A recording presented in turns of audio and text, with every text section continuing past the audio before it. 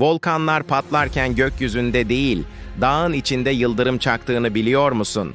Volkanlar sadece lav püskürtmez, aynı zamanda kendi fırtınasını yaratır. Patlama sırasında gökyüzüne savrulan kül ve gaz parçacıkları havada birbirine sürtünür.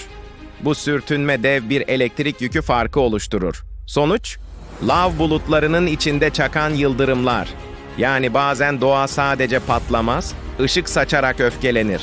Takip et, doğanın gizli fiziğini birlikte keşfedelim.